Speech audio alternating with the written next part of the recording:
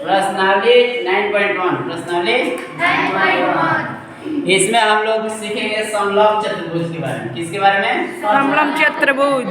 समलंब चतुर्भुज को इंग्लिश में ट्रेपेजियम कहते हैं। इंग्लिश में क्या कहते हैं? ट्रेपेजियम कहते हैं। ठीक, देखिए समलंब चतुर्भुज इस आकार का होता है और इसका नाम रख सकते हैं, कुछ भी नाम रख सकते हैं, ABC D।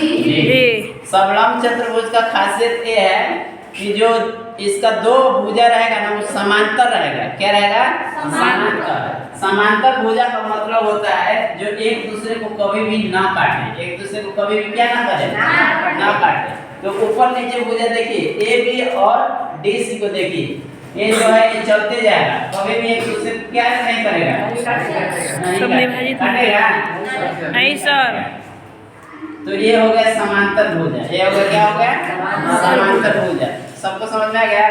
Yes sir. समांतर भुजा उसे कहते हैं जो एक दूसरे को कभी भी क्या नहीं करे, ना काटे। काटेगा नहीं, काटेगा नहीं, मतलब प्रतिच्छेदित नहीं करेगा, प्रतिच्छेदित नहीं करेगा। ठीक, लेकिन दो ऐसा भुजा रहेगा जो एक दूसरे को क्या कर सकता है, काट सकता है।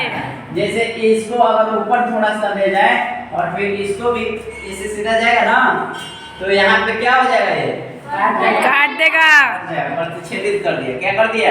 प्रतिच्छेदित कर दिया। तो समलंब चतुर्भुज में, समलंब चतुर्भुज में दो भुजा ऐसा होगा जो कैसा होगा, समांतर। क्या होगा? समांतर। समांतर होगा। ठीक है, समांतर मतलब सबको समझ में आ गया? Yes sir. क्या जो काटेगा नहीं अनंत तक जाएगा, सीधा चलता है, एक दूसरे को प्रतिच्छेदित नहीं करेगा। और दो ऐसा भुजा मिलेगा जो काट देगा, क्या कर सकता है, प्रतिच्छेदित कर सकता है, प्रतिच्छेदित करेगा। क्या करेगा? प्रतिच्छेदित करेगा। तो इसको कहते हैं समांतर भुजा। क्या कहते हैं? समांतर भुजा। और इसको कहते हैं लेग्स। इसको क्या कहते हैं? लेग्स। LEGS legs. क्या कहते हैं? लेग्स। लेग्स। ओके, इसमें कितने कोण हैं?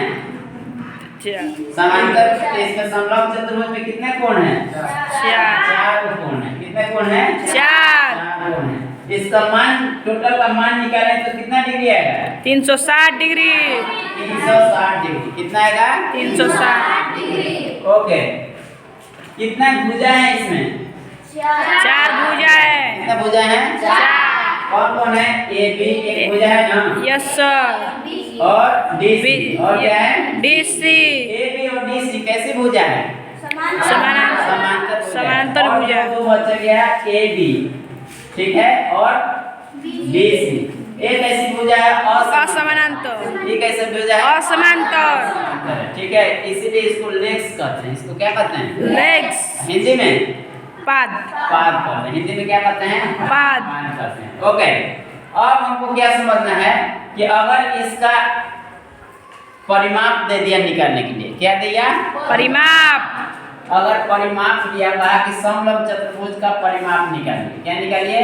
समलंब चतुर्भुज का परिमाप। तो परिमाप बराबर हम क्या करेंगे? चारों भुजाओं का जोड़, योग। चारों भुजाओं को क्या करेंगे? जोड़ देंगे।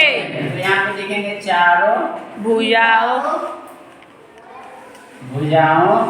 का योग। चारों भुजाओं का योग।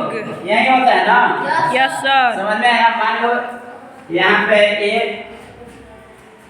ए है 7 सेंटीमीटर, 7 सेंटीमीटर ये 10 है, ये 15 है। तो इसका परिमाप बोले तो क्या करेंगे हम? सबको जोड़ देंगे। 7 प्लस 7 प्लस 10 प्लस 15 कितना हो जाएगा?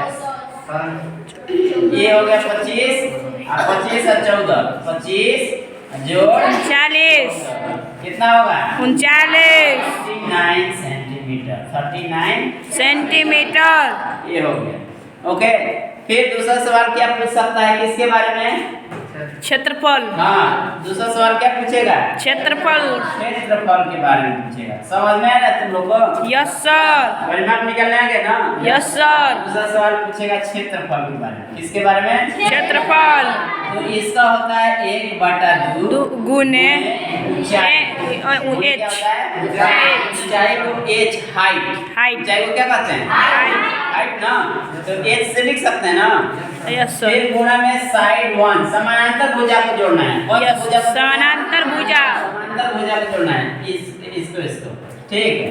तो समांतर भुजा का योग, समांतर भुजाओं का योग, समांतर भुजाओं का योग,